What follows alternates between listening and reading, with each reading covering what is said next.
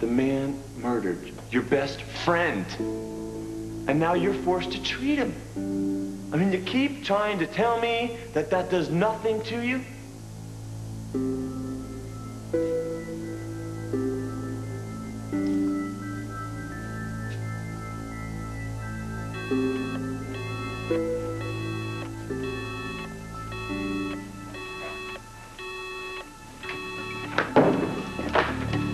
I need lorazepam in here now! He's in V-Fib. Call a cold blue!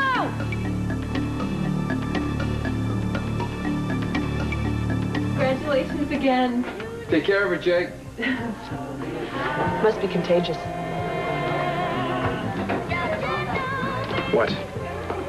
Well, one couple gets engaged, and the next thing you know, they're dropping like flies.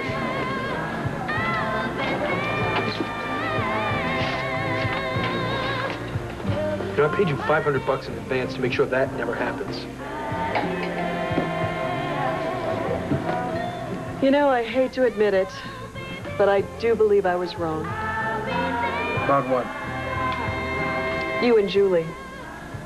I thought you were only interested in her for what she could do for you. But as it turns out, you've obviously got a Major Jones for this chick. Could it be love? What do you know about love? Plenty. What, you don't believe me? From what I've seen, you're incapable of having real feelings about anyone. Daddy? Yeah, baby. I have another question. Just one? Will you ever be in love again? Whoa. Where's that coming from? Will you?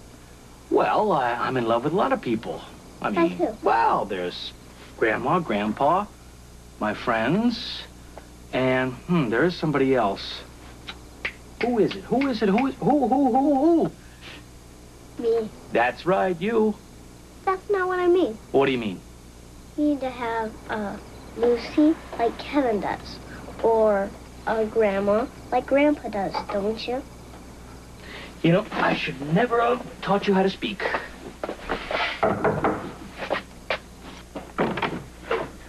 Hi there. Hi. Hi. Come on in. Give me a big hug.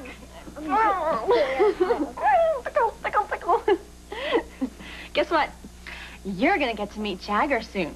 Really? Yes, he's coming to Port Charles for a visit. Well, that's about time, huh? Yeah. How come he doesn't live here all the time? Yep, don't answer that. Why not?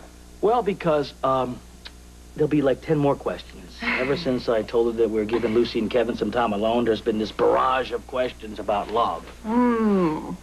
Like, who's in love, who's not in love, things like that. I do not.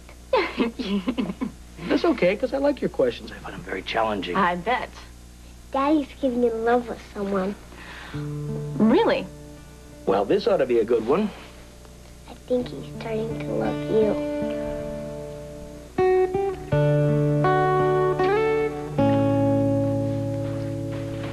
Hey, I thought you were done for the night. Hell yeah. Well, what are you doing? Go home and get some sleep. Well, I started working on something before I went off duty. Just want to make sure it's finished. See ya. See ya.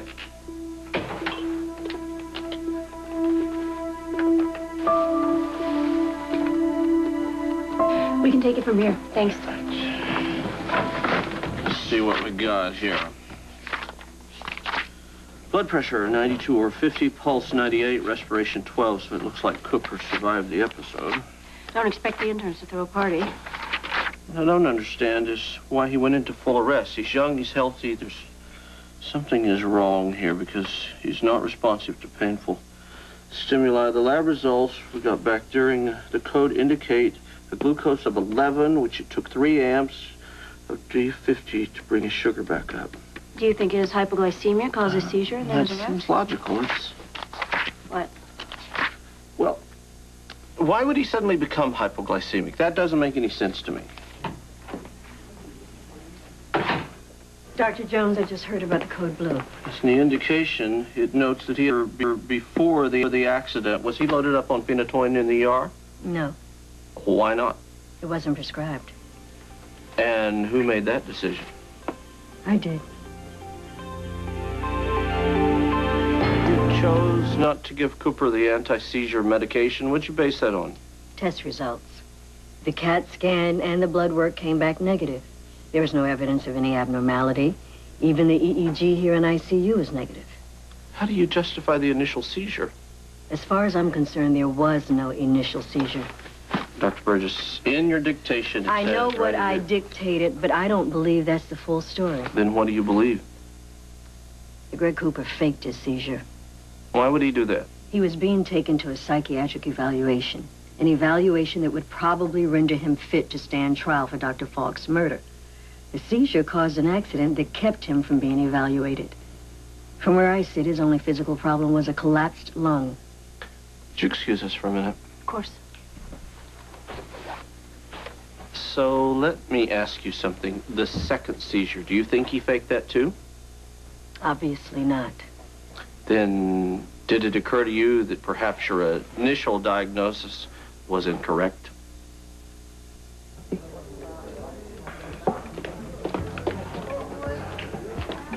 Been worried about you. Me?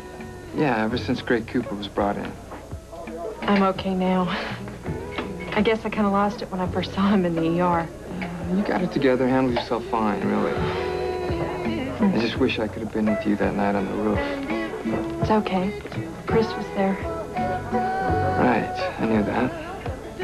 I know my friendship with Chris bothers you. Oh, no, it doesn't bother me.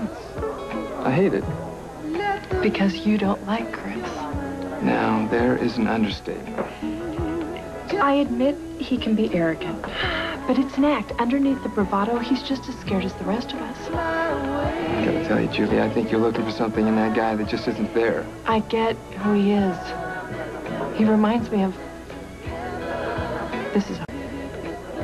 He reminds me of my brother. Yeah, which one? From everything you told me, I can't imagine any of your brothers behaving like Chris Ramsey. Sometimes people aren't always who they seem to be. That is a very profound observation. Hey! Hey! Take her to the Port Charles Hotel. What's her problem? We're just dancing. Without music. I heard music. You said you wanted to ask me something. Did I say that? You've forgotten because I've been jabbering nonstop ever since. I didn't really forget. Then ask away. Well, I was thinking, you know, we've played basketball together and poker together and danced together. We've even kissed each other. Yes, I know. So now there's only one thing missing. Uh-oh. Our first date. Didn't we do that? No, not officially. Oh. So, Julie Morris, would you like to go out with me? And I don't mean on a hanging out together kind of a date. This is a come to the door with flowers, blow a week's salary at a place you can't afford kind of a date, like people used to do. How romantic. What do you say? I accept. With pleasure. Good work. You're an overwhelming success. I can't help it if the forces of love are stronger than I am. You didn't even try. It must hurt having your poor little heart trampled on. But then I wouldn't know about that, being incapable of human emotions myself. Oh well, you win some, you lose some. Hey, I handed you $500 in good faith. That was your first mistake. Where are you going? There's nothing in this place for me. Hey, I'm here and you owe me. Forget it, Chris, okay? I'm a doctor, not a hitman.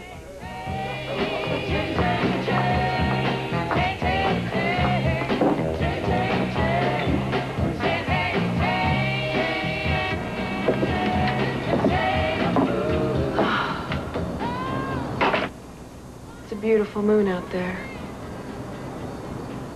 Kind of night anything can happen. What grade were you in? I was in third. It would have been bad enough moving to a new neighborhood in September. But in March, I felt sure that no one would play with me. How come? Well, you know how it is. It's the middle of the school year, you know. Everybody's already friends? Yep. But you'll be starting Charles Street Elementary School from the very first day, so you'll be fine. Boy, I was terrified, though. I wish Daddy had been there with you. He would have been there if he could have. You know what happened to me on that first day? It was a beautiful spring morning. I walked into the schoolyard. I looked around, and a little girl came up to me and asked me my name, and by recess, we were best friends. I have a best friend. You do? Sisters can be best friends, can't they? Yes, they can. Come here. Come here, you.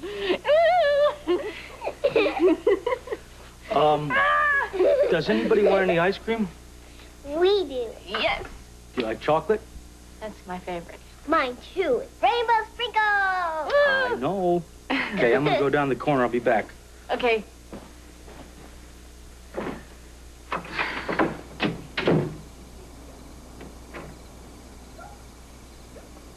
What should we do with that one? Uh-oh, put it down. Just put it down. Is this where you sleep? Yep, it sure is. Cool. Hey, come here. Let me ask you something. What you said before about your dad liking me. He's your dad too. Right. Did you really mean that? I didn't say he likes you. I said he loves you.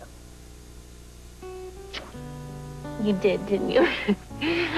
You said, our dad, Scott, loves me.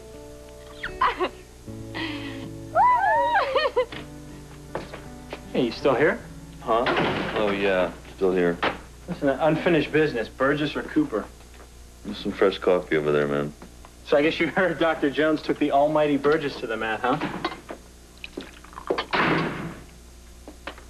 I just remembered I got some labs I have to take care of.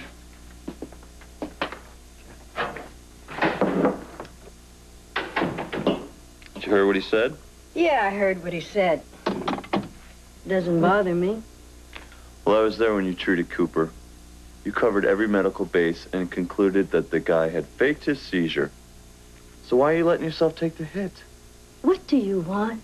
Nothing. Did you make this coffee? Yeah. It's terrible. Thank you. I lost objectivity with Cooper.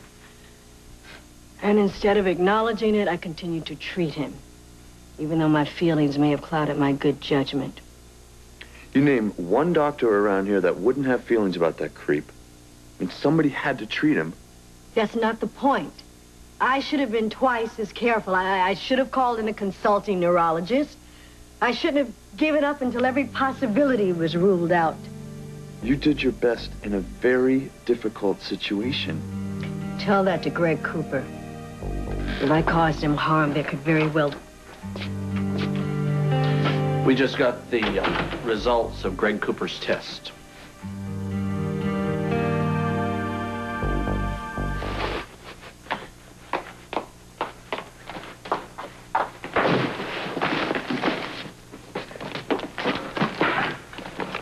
You've been a busy girl. Don't do that. You scared me to death. Little late night shopping?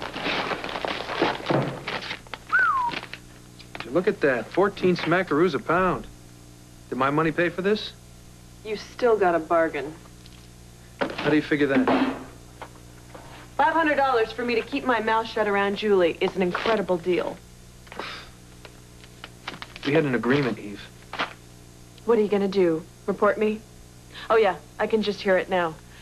Officer, I gave this woman $500 to lie, cheat, and manipulate, and she refuses to cooperate. Yeah, that'll go over real big. Don't mess with me. Poor little rich boy. So used to getting everything you want. You just can't handle the fact that Julie's fallen for someone else. Take my advice. Love ain't worth it. Ow! And you take mine. Don't make me your enemy. Because eventually you'll want something. And I'll make sure you don't get it.